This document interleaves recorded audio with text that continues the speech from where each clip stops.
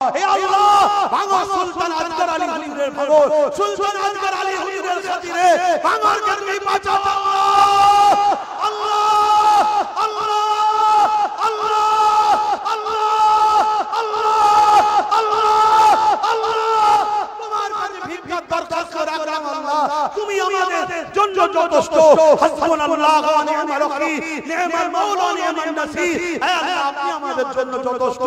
আপনার ভরসায় আপনার আমানে এই ভাঙনবাসী কাজকে রেখে যাচ্ছি হে আল্লাহ এদেরকে আপনি হেফাজত করবেন আর আমিও আপনার হাওয়ালায় আপনার ভরসায় ঘুরে থাকি আমার না আগে গাড় না পিছনে গাড় আমার গাড়িতে মাত্র তিনজন অবশ্যই আপনি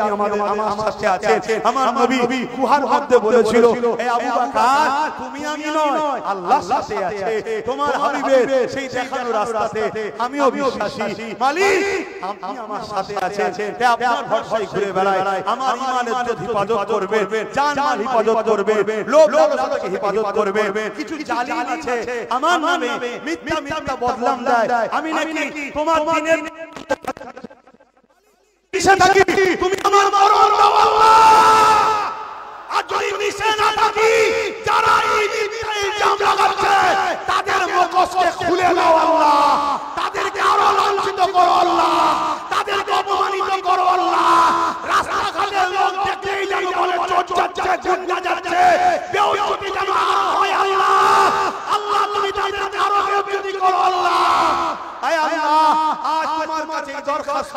এই ভিক্ষা রেখে গেলাম এই ঘটকপুরের জমিনে আজকে লক্ষ লক্ষ মানুষের এই আশার বিনিময়ে এদের জীবনের গুনাহ তুমি maaf করে দিও এদের কামিয়াবি দিও এদেরকে তুমি জীবনে হায়াত দিও এদেরকে অনেকে খুন করে মেরে দেওয়ার পর্যন্ত প্ল্যান করছে কিন্তু হায়াতের মালিক তো আপনি আপনি এদের লম্বা হায়াত দিন আল্লাহ এই যুবকগুলোর জীবনে অনেক ভুল আছে আল্লাহ এদের জীবনে অনেক অন্যায় আছে আল্লাহ এদের জীবনে অনেক পাপ আছে জানি আল্লাহ কিন্তু এরা আপনার নবীর দুশমন নয় আল্লাহ এরা আপনার নবীর দুশমন নয় আল্লাহ যদি নবীর দুশমন হতো তাহলে মিলাদুন নবীতে আসতো না সরকার কিয়ামত জিন্দাবাদ বলতো না দাদা কিয়ামত জিন্দাবাদ বলতো না হাবিবুল্লাহ কিয়ামত জিন্দাবাদ বলতো না লব্বাইক ইয়া রাসূলুল্লাহ বলতো না আপনার নামে ডাকে সাড়া দিত না হে আল্লাহ এরা ওই জালিমদের মতো এরাও পিছনে বসে মাহফিলকে বন্ধ করে দেবার প্ল্যান করতো এরা তা করে না মালিক এরা কাজ কাম ছেড়ে দিয়ে কষ্ট করে এসে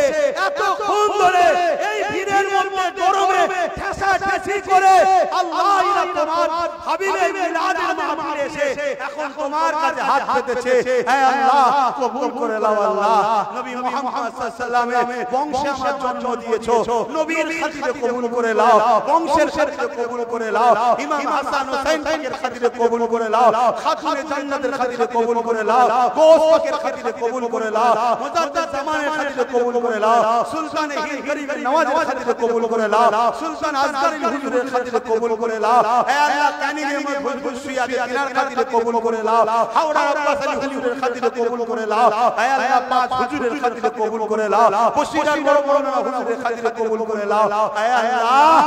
আপনি রহমান আপনি রহিম আপনার নামের খাতিরে কবুল করুন আমিন আমিন আমিন আল্লাহ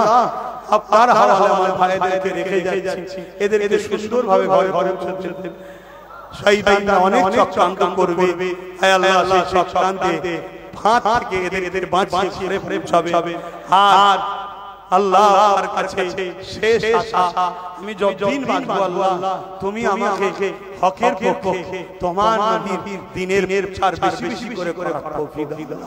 হে আল্লাহ আমাকে এই দিক দিয়ে কামিয়াবি করো আমার ছোট ভাই নওশাদকে ওই দিক দিয়ে কামিয়াবি করো হে আল্লাহ আপনি কবুল করে নেন আল্লাহ আমিন আমিন আমিন বারহাত কলমা তৈয়ব লা ইলাহা ইল্লাল্লাহু মুহাম্মাদুর রাসূলুল্লাহ আসসালামু আলাইকুম না